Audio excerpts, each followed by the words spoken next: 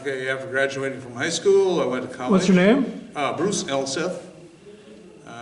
You're from the Folden here? I'm from the Folden, and I'm 78 years old. So, as I said, after high school, I went to college at Morehead State, and was there for close to 4 years.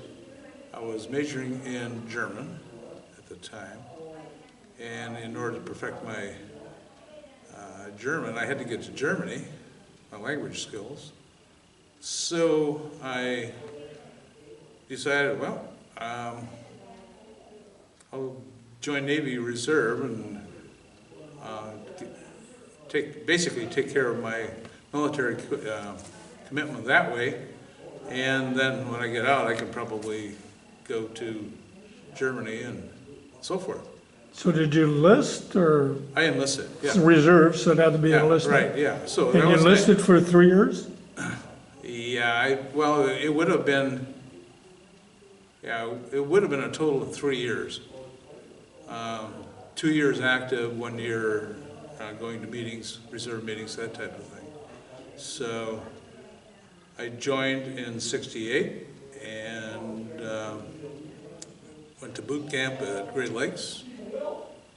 Took a train to Milwaukee for a training ship. Great Lakes, that's north of Chicago, right? Yeah, right. Okay. And didn't get much experience on the training ship because the engine was all tore apart. So we basically didn't do much there. Didn't get any experience that way. So what was basic like for you? It wasn't that hard. I was given better duty than others because I could read a manual, and so my locker and my uniforms were all folded correctly, and so when other guys were cleaning old dusty barracks, I was making sure that everybody's locker was fit for inspection, let's put it that way. What was what kind of barracks did you have? Wooden, brick? It was a brick, yeah. It was, I don't know, it accommodates 70-some men. Is open bay? Yeah, right, yeah. Okay. It was open bay. How they set us up is, basically there would be a recruit commander. I think he had 4 years of college and maybe some graduate school. A couple of platoon leaders were 4-year graduates. I was almost 4 years, so I was a squad leader. So they based most of those designations based on your past educational histories, supposedly. And so that's basically how that worked. And then, so that was in, that would have been in the spring of '68. April of '69, I was put on active duty. You went active duty, or? Active duty, yeah. They called you active duty? Yeah, they called me active duty in '69. And I was stationed in San Francisco on Treasure Island for, I don't even know how much, probably a month. So, because I could type, I typed dog tags, handed out orders and that kind of thing. In fact, I was going through the orders to hand them out, and then all of a sudden I saw my order and it said Saigon. I said, oh, okay. Well, I thought. We're Saigon, right? Well, I knew where Saigon was. So anyway, so I said, well, I thought the Navy was going to keep me out of there, but they're flying me right into Vietnam. I don't know, they call them river rats, I guess, but I didn't know there was such a thing. And I thought I'd maybe be stationed on a can off the coast of Vietnam or something, and no, I was put on a... Did you fly there? Pardon me? Did you take a boat or fly? Flew, yeah. There were stretched DC-8s, military air command flights. So where'd you fly into in Vietnam? Right into Saigon. Right in Saigon? Yeah, right. And then we were, it was really hot. So when we left San Francisco, it was kind of cool. So right away they told us to take off our dress blues and put on dungarees, and so. You flew in dress blues? Yeah, we were in dress blues when we flew out of San Francisco, and it was hot. So anyway, in the middle of the night too. So then they bussed us over to a hotel that had a screen on the front. Apparently, the front end had been blown off at one time, and so they had put a screen on the front to keep somebody throwing grenades or whatever in there. I don't know. RPGs, so Yeah, that, yeah, right, yeah. I don't know. It was quite a while ago, so I can't remember all the details on why that was done that way, but yep. that's kind of what I remember, I guess. And so I was there for, I don't remember how many days, and then they took us back to the airport, and there's a, what do they call it, twin-engine Caribou. Shook like crazy. I've talked to other guys who flew in them, and yeah, they shook just as bad in the air as they did on the ground. They were smaller than the C-130. Well, they could take off on a really short runway. That's why they used The them. back end was kind of pointed up so that Yeah. they could get up real Yeah, quick. Yeah. that, and they could drop it and put stuff on it if they had to, you know. So anyway, they flew us to a place called Catlow, which is close to Vung Tau. And we were in Catlow for, I don't know, a couple, 3 weeks. So they said, well, you guys have to do something. So there were the Vietnamese were building a church close to that Catlow base, and so we would haul supplies for them on trucks and stuff like that. So we did that for about 3 weeks until I was on a LST on the rivers hauling supplies. So that LST, which is the Madera County, I don't remember the number, I can't remember the number. Anyway, the Madera County came in, so then I boarded that and started, you know, we basically went up the rivers about once a week, load supplies in Vung Tau, and I always thought we went up the, well, it's either the Bassac or the Mekong River. We would go up to the Cambodian border and then come back. There was a canal that connected the two rivers up there. So who are you hauling supplies to? Army bases, Army bases? yeah. Yeah.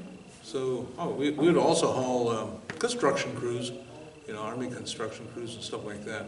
So The, was your LSD, what's it called?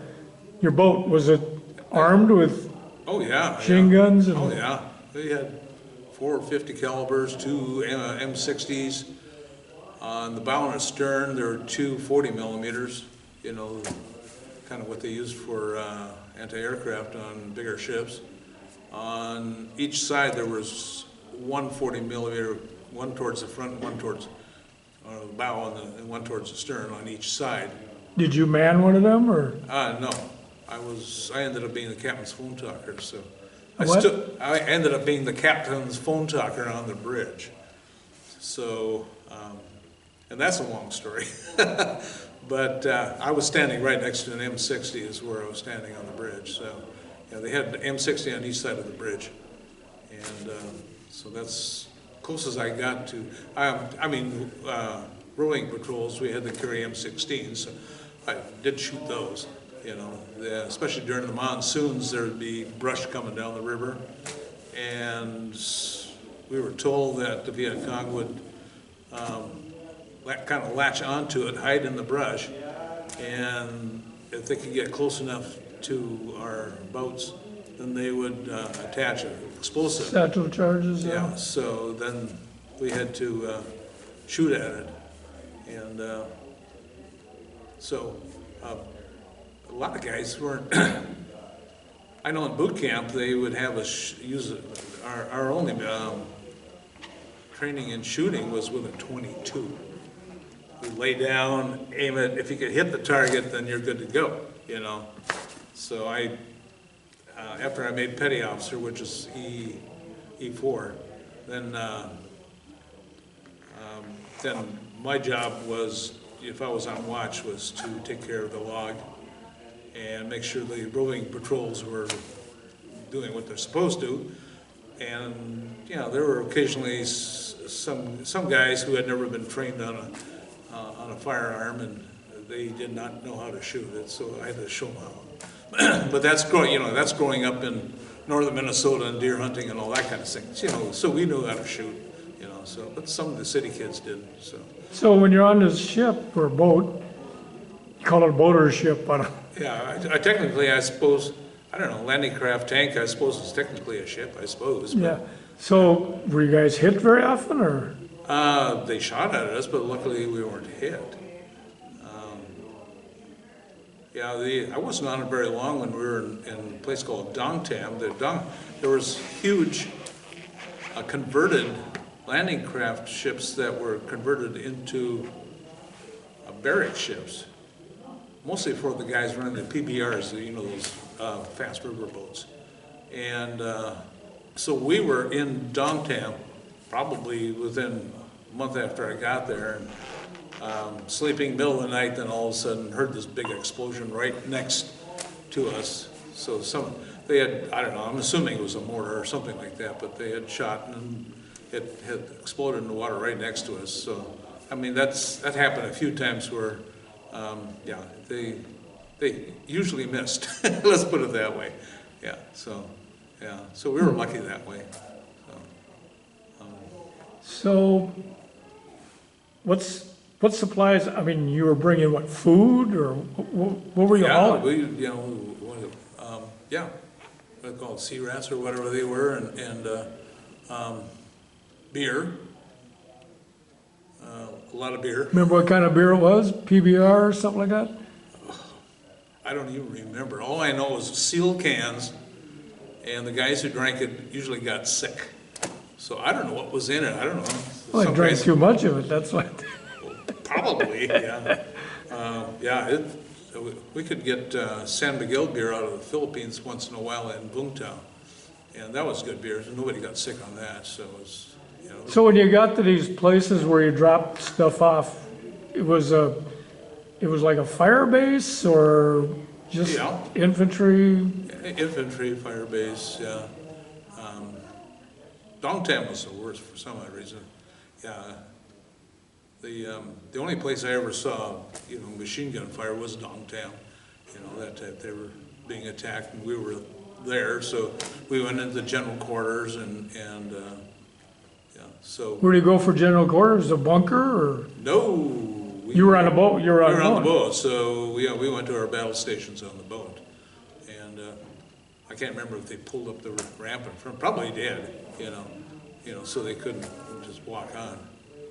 But the closest they got was, you know, I think there's an oiler parked right next to us, and they hit that and killed a couple guys, and then a couple rounds landed between us, and we weren't that far apart, so I don't know, 5-10 feet away. But like I say, we were always lucky. We never got hit. So how many trips do you think you made up down the river? Oh, once a week usually, unless we had to maybe haul a construction crew to, there's a place called Phan Rang.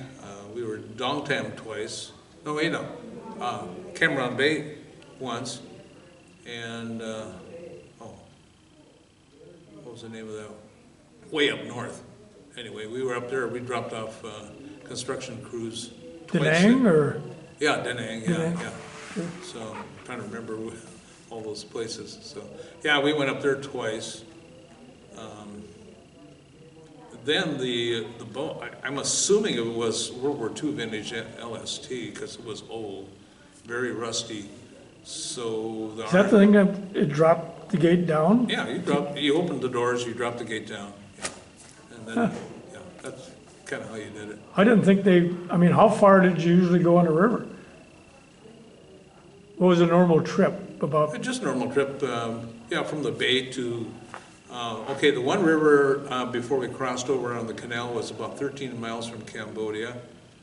And when we got to the other side, we were probably within a mile, half mile. I've looked at a map just to, you know, because I was just kind of curious how close were we to Cambodia. And on the one river they told us was 13 miles. And then So I followed the canal on, you know, on a map, and it looked like it was maybe a mile from Cambodia. So we were that close to Cambodia, and then we would come back. So But how many tons of food or whatever would you haul in there? I have no clue. Okay, Yeah. so like a day trip was like 13 miles there, 13 miles back, or? Oh, no, it was, I don't know, well, whatever the width of Vietnam was, yeah. So it would take, yeah, we would usually leave Sunday night and not get back until the following Saturday night. So you'd sleep right on the We boat? slept right on the boat, yeah. There's like cots or what? Well, I don't know, have you ever seen those YouTube videos of like a destroyer? You know, Oh, you're about 3 high, and you know, so. so you go night and day? Yeah. Oh yeah. Okay. So you'd have different shifts, I suppose? Yeah. Yeah. So we could be on our way evening or at night or during the day, depending on where we had to, you know, what we had to do. How many guys are on this thing? 70 some, I think. 70 some? Yeah. Huh, Yeah. I'll be darned. Yeah. So it was a full crew. Right. How I ended up being the captain's phone talker, okay, went on as an E3 seaman. So I was basically bosun's mate, you know, scrubbing decks and all that kind of stuff to start with. But squadron said that all vessels had to have emergency manuals. Well, the Madera County didn't have emergency manuals because I'm thinking it was taken out of mothballs, probably manufactured during World War II, didn't have anything. So they started asking around who can type. Well, I could type 80 words a minute. So they stuck me in the office, and so then I got promoted to E4. Petty Education went a long ways, huh? yeah. So I got, so here I'm typing manuals, and I know some of the guys were complaining because the new guys always had to spend 6 weeks in kitchen duty or mess duty or whatever we call it, and the executive officer, well, they were complaining to the executive officer, and he said, how come Elseth doesn't have to work in the kitchen? He said, well, anybody who can type 100 pages a day without mistakes is not going to waste his time in the kitchen. We need to get these emergency manuals out. So, yeah, that was, so I lucked out that way. Yeah. So it was kind of nice that way. So, but anyway, the guy who was in charge of the office, and it wasn't much of an office, I think it was 2 typewriters and a couple of file cabinets, basically. But anyway, he figured out a way to get himself out of Vietnam after 6 months. So he left. That left me, because I was now a petty officer, 3rd class, and I hadn't gone to school, and so I had to learn on the job. You know, there were instructional manuals, so basically I was constantly studying those, so I could knew what to do. But then the job of the leading yeoman was to be the captain's phone talker. So that's how I got up there. Yeah. So one thing nice about that is I could see what's going on, and you know, so it was, instead of being, I think my first general quarter station was the steering locker in the stern of the ship. A little hole to get down there, so it was hard. You know, if you got hit back there, you didn't get out. You know, so I thought, oh, this is some good duty back here. So anyway, being up on the bridge, you know, I could see what was going on, and you know, knew it. You know, because all communications basically went through me, and then I reported to the captain or whoever the officer of the bridge was. You know, so yeah. So in communication, you operated a radio, is that? It was headphones with headphones with a microphone. Yeah. So who'd you be talking to? Well, example, we had a fire down in the engine room, and Lieutenant West, he was head of engineering. He went down there thinking he was going to fight that fire all by himself and got burned really bad. And so So the engineering guys down there said, oh, started to call up to me and said, okay, Lieutenant West is burned really bad, so I reported that, and we had to call in a helicopter, medevac him out of there and stuff like that. So, yeah, that's kind of, you know, all communications kind of went through me then, because he never had a headset. Yeah. So did you communicate with anybody outside the boat? No, No, everything was internal. everything was internal, yeah. Okay. So when we found out we needed them to report it to probably, I can't remember who took care of that part of it. I don't know. So, yeah. So I was just, all I did is, okay, report it, you know, report back what the officer of the bridge said and stuff like that. So, Okay. yeah. So, They had somebody else that took care of external. yeah, I'm thinking it was communications or what, you know, the guys that did the signal stuff. I think that was their job, I think. Okay. Yeah, so, yeah. So, So how long were you there? 12 months, You spent 12 months in Vietnam? yeah. Okay. 2 tours of duty then.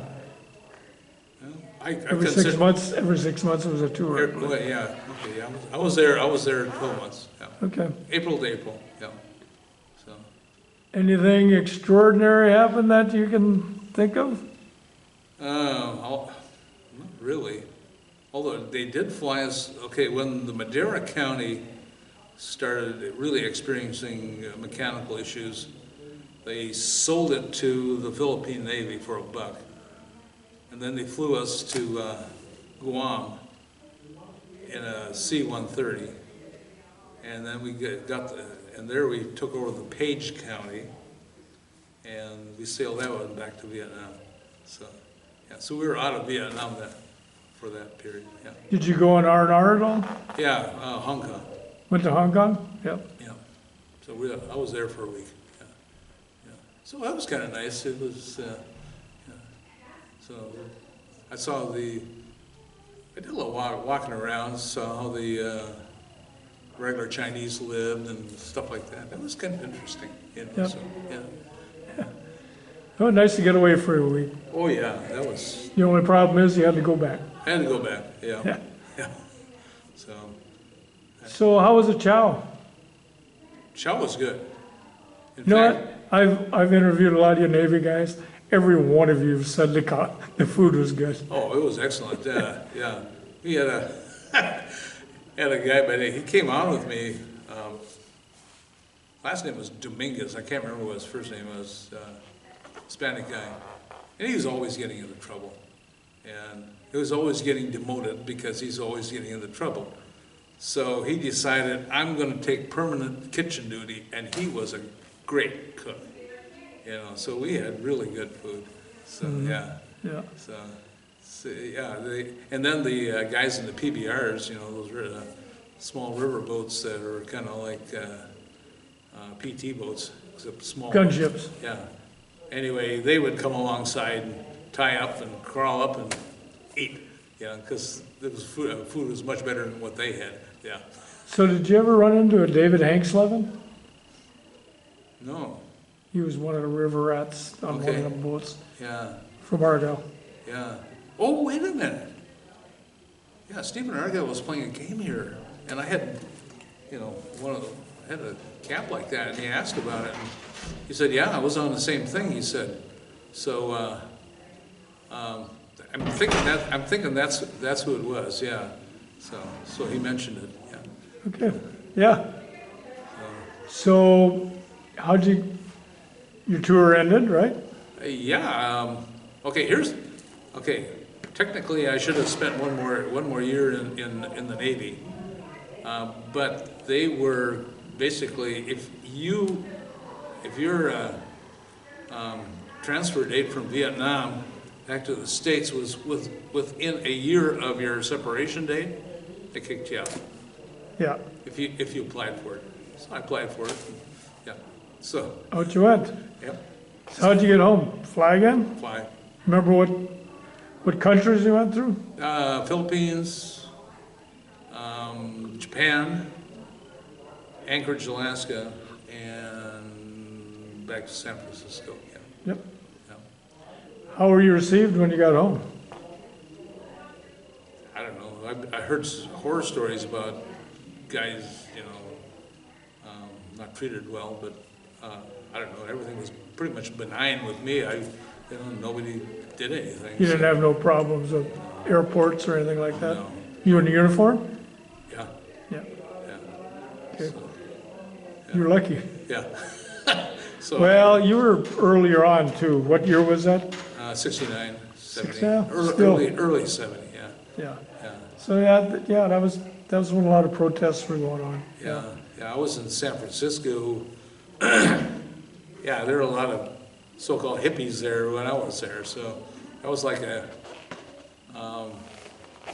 suppose it was long after, what was it? What was that street? Hate something or other. But anyway, yeah.